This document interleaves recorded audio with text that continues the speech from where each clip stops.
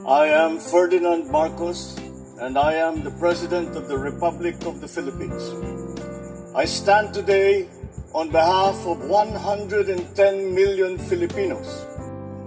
Hello people and hello universe, it's me again. Shout out sa inyo mga kababayan. Ayan, hello sa mga Marcos loyalists and supporters. Mayroon tayong very good news updates sa inyong lahat.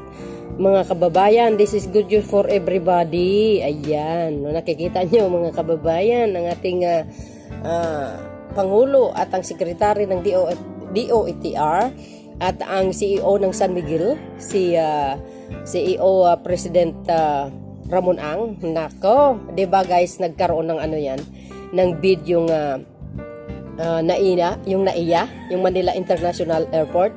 Nako, talaga naman, ang nanalo dyan mga kababayan ay walang iba kundi ang presidente ng San Miguel, si Mr. Ramon Ang.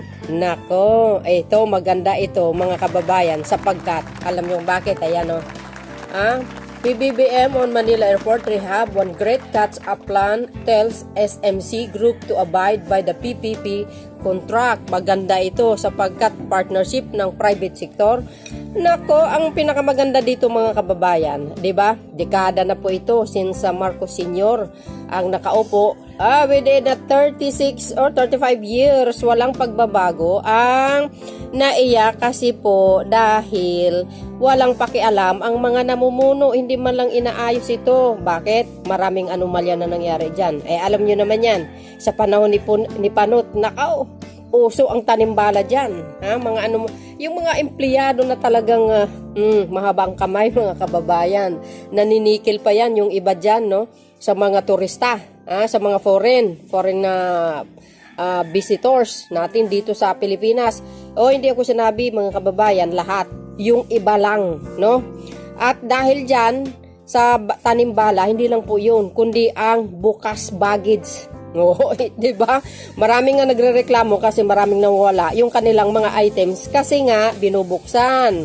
Hindi ko sinabi lahat ng empleyado ganun. Pero dahil si Ramon ang nanalo, ang presidente ng SMC, nako, yung mga mahabang kamay. Mag-ingat kayo kasi napaka-stricto itong taong ito, kaya sa mga empleyado, kung ano po ang bagong pamumuno, yun ang sundin nyo, no? Kailangan magiging honest kayo sa inyong sarili. At abangan po natin mga kababayan ang magandang pagbabago ng NAIA, ang Manila International Airport mga kababayan. Alam nyo, magaling talaga si Pangulong Marcos Jr. kung ano ang kanyang gagawin, para mapaganda ito. Ay, nako, congratulations sa kay Mr. Ang, and of course sa ating mahal na Pangulo, sa DOR Secretary. Nako, pagbabago nga, no? Ito ang totoong pagbabago under the Marcos administration sa bagong Pilipinas mga kababayan. Pakinggan nyo yung sinabi ni Pangulong Marcos Jr. Nako, bato-bato sa langit, ang tamaan huwag magalit. Eto na, God bless Philippines. See you again guys on my next upload video. Boy and baboos. Ladies and gentlemen, good morning. Thank you, Mr. President, for joining us in this historic occasion. Today's signing of the concession agreement between the Department of Transportation, the Manila International Airport Authority, and the new NAIA Infra Corporation marks the start of the much-anticipated modernization of the country's main gateway. This culmination in the process of selecting the best qualified concessionaire who will rehabilitate, operate, expand, and modernize NAIA contains two contrasting characteristics. While this is government's longest attempt, spanning 30 years, to transfer the operations of NAIA to the private sector, it is also the fastest public-private partnership or PPP turnover of a government project at less than 12 months. At the same time, we are marking the decoupling of the often conflicting role of operator and regulator for the Manila International Airport Authority. With this concession agreement, Manila International Airport Authority can now focus on the job of a regulator. Other successful models of this kind are the Mactan Cebu and the Clark International Airports. Both are operated by private concessionaires with oversight provided by separate airport authorities. And so today, spotlight is on the special purpose company formed by the winning bidder San Miguel Corporation, SAP and Company Consortium, the new NAIA Infra Corporation. The concessionaire's job of operating NAIA at maximum efficiency by investing on facilities upgrade, capacity expansion, and staff reskilling should eventually translate to a better travel experience. This is achievable once capacity is increased from 35 million passengers a year to 62 million, and once air traffic movement is raised from 40 to 48 per hour. A set of minimum standards will be used by MIAA to evaluate the concessionaire's performance, whether to extend the concession period by another 10 years. Achieving these internationally benchmarked standards should cascade to passengers and airport users. This radical transformation comes at no small price. Substantial investments in infrastructure and technology will necessitate collaborations with local and foreign partners. I am sure the new NAIA Infra Corporation has a wide network of financing sources to support their vision for this airport. The NAIA privatization sends a strong message to the international business community on the viability of government's transport infrastructure projects. We have turned to international financial institutions, foreign governments, and private business organizations for funding support due to limited fiscal space. Following NAIA, next in line is the Bohol Panglao International Airport that has received an unsolicited proposal for modernization. The proposal is now subjected to the mandatory Swiss challenge. We are optimistic the transition will be seamless with the anxiety of current employees prioritized. I recently stressed to MIAA employees that integrity, honesty, and professionalism will be key values in keeping their jobs under the new management. Many have pitched in just for us to reach this point.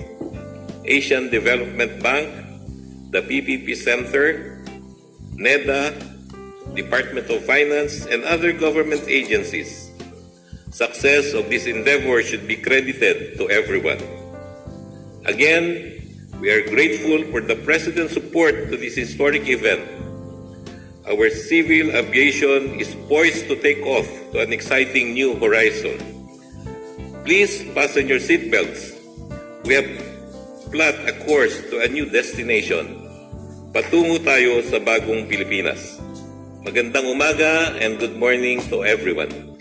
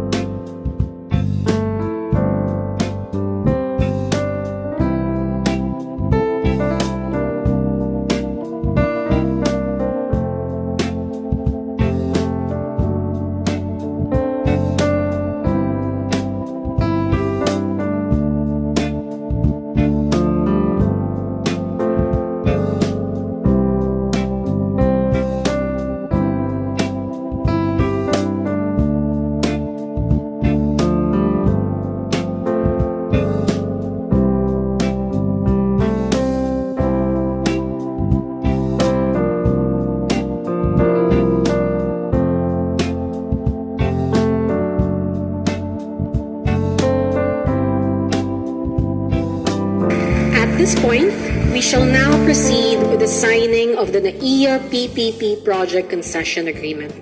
To sign the contracts on the part of the Department of Transportation, may we request Secretary Jaime Bautista to please proceed at the signing table. To sign on the part of the Manila International Airport Authority, may we request General Manager Eric Jose Ines. And to sign on the part of the winning bidder, may we request San Miguel Holdings Corporation's President and CEO, Mr. Ramon. May we request the President to please proceed downstage to witness the ceremonial signing.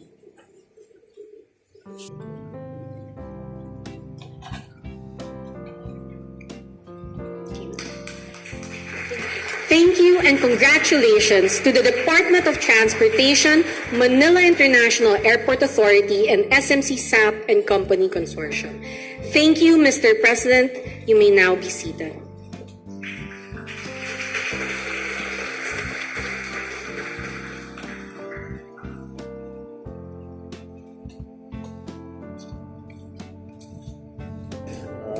Also with us here is House Speaker, Speaker Martin Romualdez, His Excellency Lee Sang-hwa, the Ambassador of South Korea to the Philippines, Transportation Secretary Jimmy Bautista, other members of the Cabinet here, Senator Grace, who has graced us with her presence today, San Miguel Corporation President and CEO Ramon Ang, who promises that he will fix this problem once and for all. Wow. And if his record is anything to go by, I'm fairly confident that he will manage to do it by hook or by crook. Yan naman si Ramon, by hook or by crook. Gagawin at gagawin niya.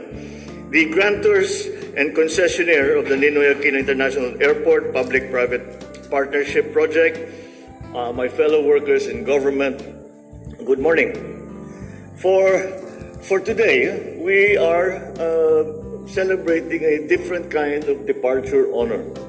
Because after more than 30 years, the comprehensive modernization of Manila International Airport in partnership with the private sector finally is taking off. Bureaucratic inertia, political turbulence, legal wranglings, these are among the things that conspired to maroon the international airport rehabilitation on the tarmac of inaction. You know. The nation has unfortunately paid a heavy price for that indecision.